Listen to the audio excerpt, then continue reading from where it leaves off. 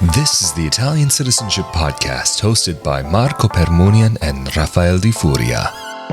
Hello there, and welcome to another episode of the Italian Citizenship Podcast, presented by ItaliancitizenshipAssistance.com. Of course, we are back at it again with Italian attorney Marco Permunian. How are you doing today? Good, how are you?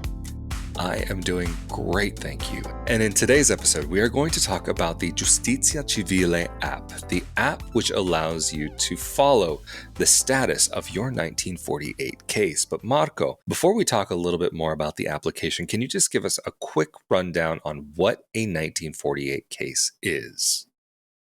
Some people will not qualify for citizenship because they have a female ancestor who gave birth to their child before January 1st of 1948, so before the Constitution came into effect. If you have a female ancestor whose child was born prior to that date, you, technically speaking, don't qualify for Italian citizenship. However, you can gain Italian citizenship very easily through a judicial process in Italy, meaning a process that takes place at an Italian court.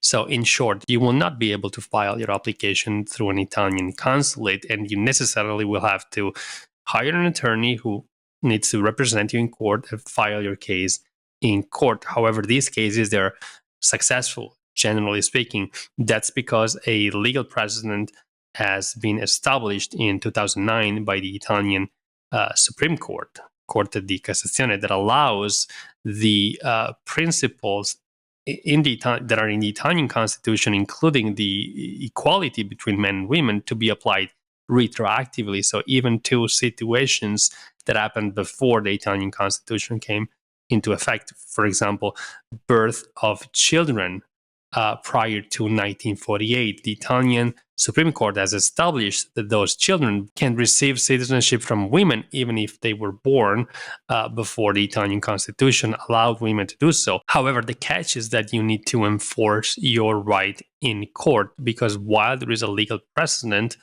the law never changed. So the law only allows women to pass their citizenship to their children born after 1948. It still doesn't allow women to pass their citizenship to their children born prior to that date. So you need to enforce your right through a judicial proceeding, which is held in Italy, and more precisely in the court of the region where the ancestor was born. Well, thank you so much, Marco, for that quick rundown of what a 1948 case is. But what about the Giustizia Civile app itself?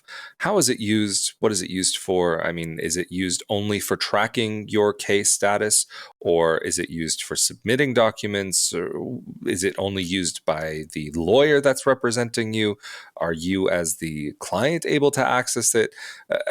Can you access it from America? I realize I'm compounding so many questions here, but can you give us the rundown on what is this app and how it's used? The Giustizia Civile application is an application that has been made available by the Italian government. To download it from the App Store, you may have to switch to the Italian App Store, meaning it's possible to download it from America, but at least when it comes to Apple devices, you might have to switch to the Italian App Store to download the application. Now, once the application has been downloaded, you can use it from abroad.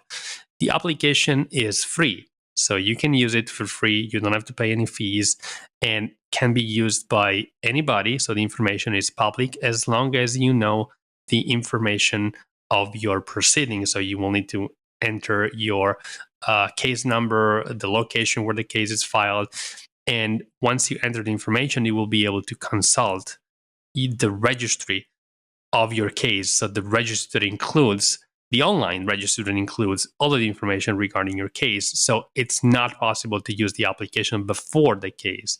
Now, the purpose of the application is exclusively to allow you to track your case. So you cannot use the application to submit documents, or it doesn't have any other purposes but to track a civil proceeding that is pending in Italy. In fact, the case is submitted by your attorney through a different system, as well as any other documents that need to be filed as part of a judicial proceeding. So the application cannot be used to file documents by the attorney or by the applicant itself, the plaintiff, nobody. So it's just for consulting information regarding your specific case. It is worthwhile mentioning that the same register that you can view from the application can be also viewed from the official website of the Italian justice system. So you have the option to either download the application on your cell phone or to consult the registry and see the information regarding your case directly on the website of the court system. So Marco, if a person is wanting to access the app and look at the information that is relevant to their case, what information will they need to be able to actually log into the application itself? They will need to enter the case number, which in Italy is indicated as RG number, which stands for Ruolo Generale. Generally speaking, the case number is a combination of digits, 1, 2, 3, 4, or just the number assigned to the case / the year in which the case was filed. So if your case was filed early in 2023, your case number could be 123/2023. So that's the first piece of information that you need to enter. The second piece of information is the court. For example, if your case is pending at the Civil Court of Palermo, you want to enter Civil Court of Palermo. Actually, it makes you choose once you enter the location Palermo, or select the location, I should say. It makes you choose between Civil Court, Court of Appeal, Labor Court, Justice of Peace. So you need to select Civil Court. And once you select the Civil Court, your proper Civil Court, and you enter your RG number, you will see immediately all of the information regarding the case. And so once you've entered all of this information into the app, what information will you receive? What information will appear on your screen that's relevant to your case? You will see the information related to the plaintiff and the defendant. The defendant in a citizenship case is the Ministry of Interior. Now, the name of the plaintiff is not going to be made public. The name of the plaintiff will actually be redacted. So you will only see the first name and last name initials. The same goes for the attorney of record. You will see the first and last name initials. So for privacy reasons, you will not see the full name and last names for the defendant or the plaintiff and for the respective attorneys. Now, if you scroll down, you will also see the date in which the case was filed by the plaintiff. And subsequently, you will see all of the events that have happened during the trial in chronological order. Now, if you scroll down, you will see what happened so far during the case. Of course, every case is different, so what happens in a case is unique to that specific case. But generally speaking, you will see the date in which a judge was appointed. And just as a reminder here, we've said it in other episodes, but it's the president of the court that chooses at random a judge that gets assigned to the case. So one of the first items in the application will be the name of the judge and the date in which the judge was assigned to the case. Generally speaking, you will also see the date of the hearing, so the date in which the judge set the hearing and the hearing date. So, for example, you'll see that on January the 1st, a judge was appointed to the case, and then on January the 31st, the judge set a hearing for June the 1st of the same year. It is important to clarify that once a hearing date is set, that hearing can be moved, and generally speaking, it happens frequently that it is actually moved. It could be that it's moved by just a couple of weeks or by several months, depending on the reason. Now, if the judge is too busy on that day, they have too many cases on the docket, it's possible that they will just set another hearing or actually postpone the hearing that was supposed to take place on that date. And the hearing could be postponed for maybe 2 or 3 weeks after or a few months after. It's unlikely that the hearing will be postponed by more than 6 months, but it's possible, depending on the judge, depending on their workload. Now, it's also possible that the judge is unable to attend the hearing or the hearings of the case because it's too busy and requests that a new judge is assigned. Of course, that's also something that will be shown on the application, and the hearing will be absolutely postponed because a new judge was assigned to the case and a new judge needs time to prepare. So the application will also show that a new hearing was set due to a change in the judge. And of course, it will also show the judge's name. With that said, after the health emergency, some judges started to not hold hearings anymore, and they replaced in-person hearings with hearings either from distance or, more frequently, hearings that are replaced entirely by the submission of briefs. So notes or briefs that are written by attorneys that need to be sent to the court, specifically to the judge, a number of days before the date in which the hearing was supposed to be held. Now, in the application, you will also see the date in which such briefs were submitted by your attorney ahead of the date of the hearing. So that's also very useful information if you need to check when exactly your attorney sent the briefs requested by the judge in a case in which the hearing will not take place.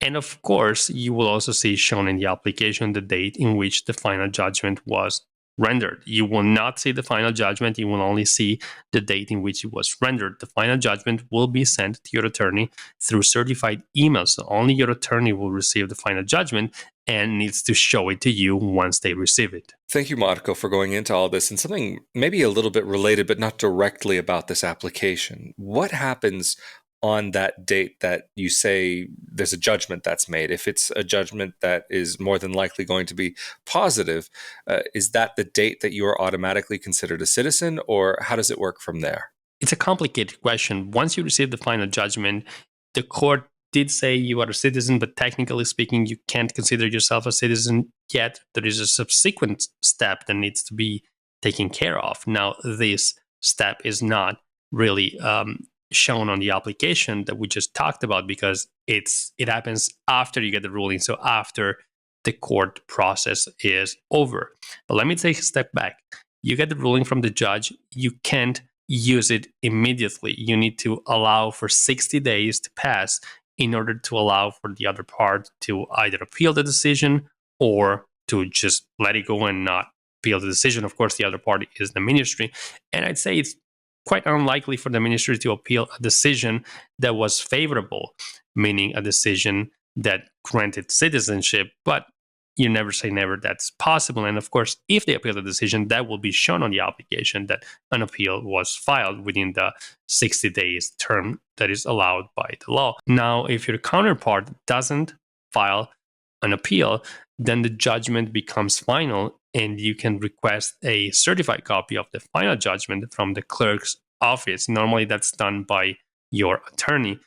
The same judgment needs to be sent to the Italian municipality where the ancestor that was used in court was born, and the Italian municipality will take care of recording the judgment along with the plaintiff's birth certificates.